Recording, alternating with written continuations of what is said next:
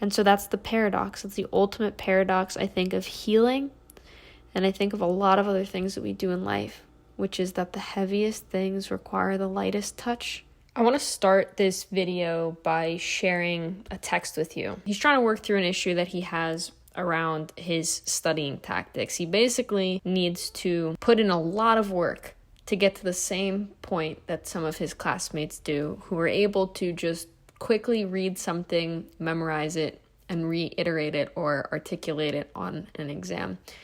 And he's doing it the right way, but it takes a lot of time for him to get to the right answers. This level of work that he has to put in is so high relative to the rest of his peer set, and it's really frustrating for him. And so he asked me if I could provide an example of a time where I overcame a struggle that was unique to me in a unique way, how I went about overcoming something that felt impossible to overcome in my life. And after meditating on it for a few days, this is what I came up with. And this is the text that I sent my friend. My whole life, I've tried to move against resistance with more resistance. I treated my friction points like brick walls I needed to bulldoze through and break. But some problems can't be solved by sheer force or tenacity. Paradoxically, sometimes the hardest things require the lightest touch. I think of the oobleck phenomenon. It's liquid until you press it too hard, too quickly, and then it seizes up, acts like a solid. My book, my stories, are the oobleck. In order to write them, I need to do the one thing my life has optimized to do the opposite of. I need to slow down and surrender. I need to move slowly enough that my brain doesn't feel under attack, doesn't feel the urge or the reflex to seize up and deny me access. If I can stretch to find an analogy for you, it would be to challenge whatever paradigm got you here. See if there's a practical way you can run an experiment to test the opposite of what you've learned to do. Maybe you really are just this way and there's no other option. But if you can reasonably test the opposite and find that it doesn't work, you at least may relieve some of the suffering in your system, which lies in the unconscious what if you're asking yourself now. There's something that I want to focus on here. It's actually twofold thing that I want to focus on here. Number one is my personal struggle, and number two is the hopeful application that I can provide to you or to anybody who's listening to this who's struggling with a problem that they feel is unique to them or something that is really challenging to overcome. When I talk about this resistance that I've met my whole life with more resistance, it's something that I don't really know when started, but it's something that I know I've done my whole life. When there's yelling, I yell back. When there's tension within my body or within my environment, my anxiety kicks in, my amygdala engages, my tension winds me up. I self-direct a lot of anger and a lot of torture back at myself in an effort to gain control. And I think all of this is done in an effort to gain control of my circumstance, but I think it's also done because I know the outcome of that design. The outcome of that design is that I get very intensely angry, and that anger rarely solves my problem, but it does burn me out, and it does cause me to quiet down, to get really tired, to get really fatigued, and that shuts down my systems that are being triggered. And this whole time, before I started therapy, that's the way that I engaged on any problem in my life. I was frustrated with a friend and I would ruminate, or I was angry about my prospects for my career or a relationship, and I stressed. I added tension to all of these systems my whole life, and that worked until it didn't. And it didn't work. I guess you could argue that it never worked, but it really stopped working for me when I butted up against the actual problems in my life. And there are problems that are really hard to confront. It's easy to get angry, to resist, to kick and scream, because these are all sort of avoidance tactics. They're all things that allow you to fixate on something else, to self-direct pain inward, or to focus on your frustrations, or to get aggressive and then numb out or zone out on the actual problems at hand. But the actual problems at hand are soft problems, at least in my circumstance. They have all rooted back to an inability to stay present. They've all rooted back to a just complete and total discomfort over needing to be calm, of needing to surrender, of trying to find peace and stillness, which very fortunately are things that I don't struggle with today, and I'm able to maintain that presence and that calm today for the most part. Sometimes you find that the things that you've done to get yourself through certain problems or certain obstacles in the past just don't work anymore. Things work until they don't. And because things work until they don't, all of those times where things were functional in the past can cause you to believe that you were successful.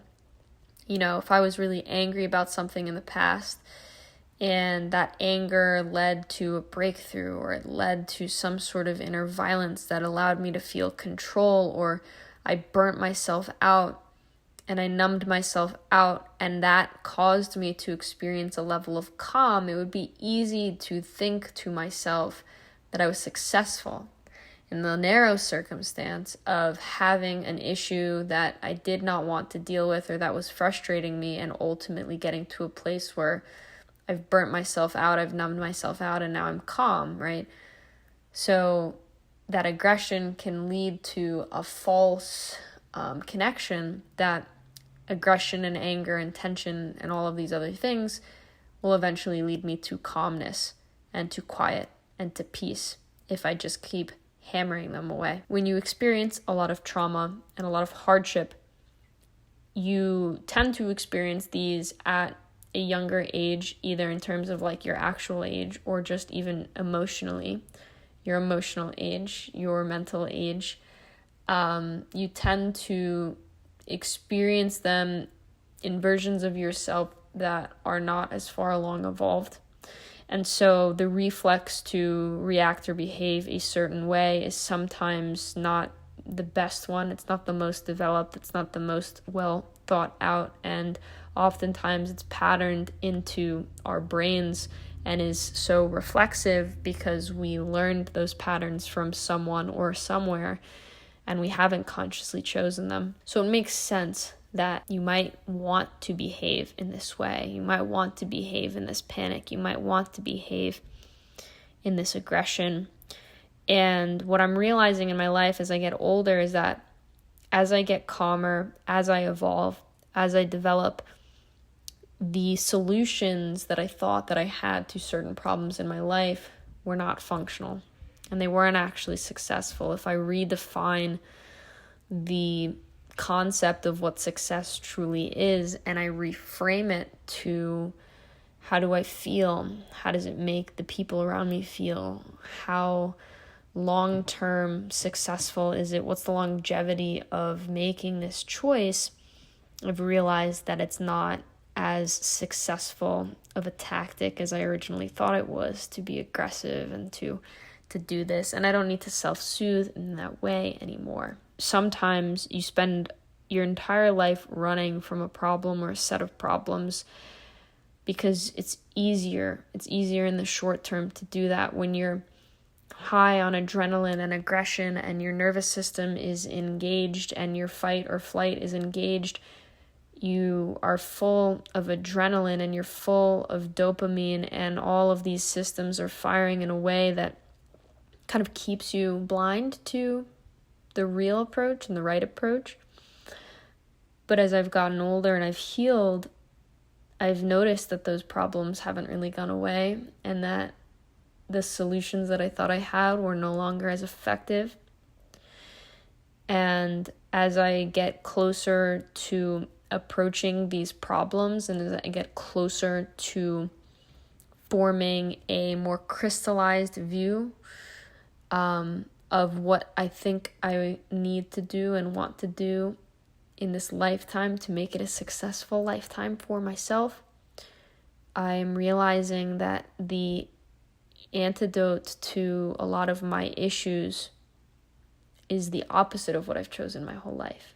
The antidote is not to be overly aggressive or hard, but to be soft and to be tender and to be peaceful in the set of choices that I make and in the approach that I take with and towards my trauma and my experiences in life. The oobleck phenomenon that I talked about in my text is this chemical property. It's like some kind of starch slurry that basically is a liquid. It's super thick. It's kind of like goo. Definitely has the properties of a liquid. And if you slowly press your fingers into this oobleck, this goo, they go through because it's more like a liquid than it is like a solid. But if you stab at this oobleck really fast, it bounces. Your fingers actually can't enter into the substance because the sheer force that you're applying is so abrupt that it creates this like chemical friction layer that makes this liquid behave like a solid. And that's what I was describing to him. I have been trying to write certain stories of my life for so long, and I have just felt them swimming inside of me. And I mentioned this in my last sit-down video that I feel like I am called to write and to do this work. And it is in many ways the most difficult thing that I've ever tried to sit down and do. And I think a big part of the reason why I couldn't get any of it down for the longest time was because I was being so hard and I was being so aggressive, and I wanted to blast music while I wrote, and I wanted to get angry, and I didn't ultimately want to sit with the painful truth of my life, which is that I've gone through some really hard things, and I am really just a broken little girl in an adult body trying to figure out how to be a happy, healthy human in a world that has hurt me in many, many ways. And so the paradox is that sometimes the hardest and heaviest things require the softest and lightest touch in order to be overcome or to be addressed.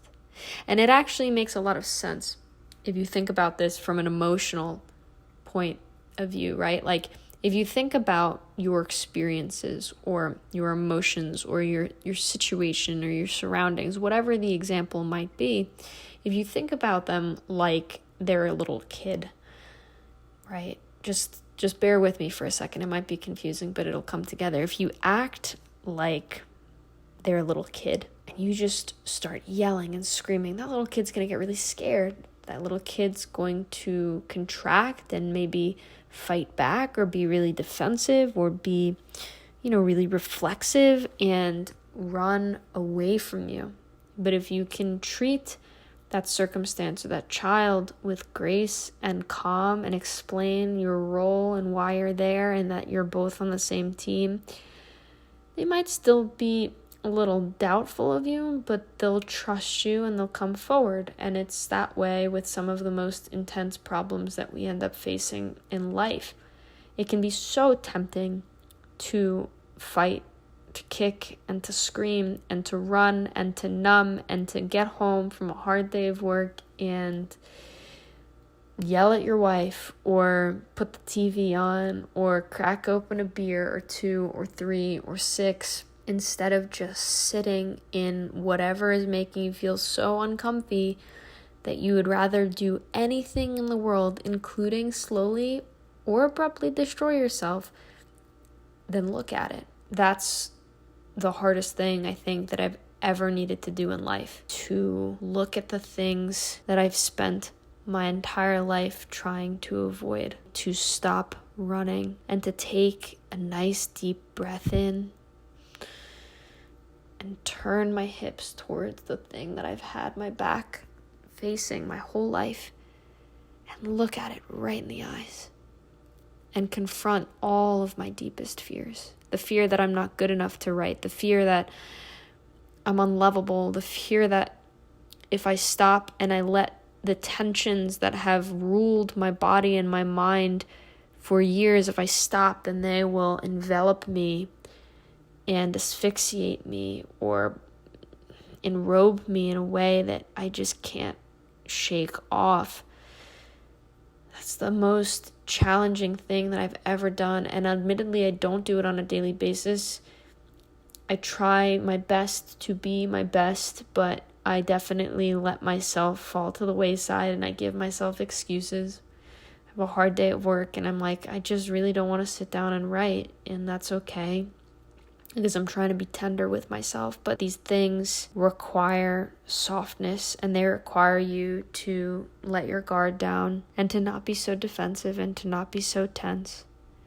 I think the recipe for success in the things that I need to do or want to do or think that I need and want to do is to move as slowly and softly as possible, so that I can enter into the arenas that my whole life, my brain and my trauma, and resultantly the triggers that have been ingrained as a result of that trauma in my brain and in my body, have patterned that fear that if I stop or that if I move too quickly or if I do any of these things that I'm not safe. And so the most radical thing that I can do is to just be and to move slowly and to take my cautious and gentle and slow steps towards the world that I feared the most. Sometimes you think you know that you're living the right way, and you don't know until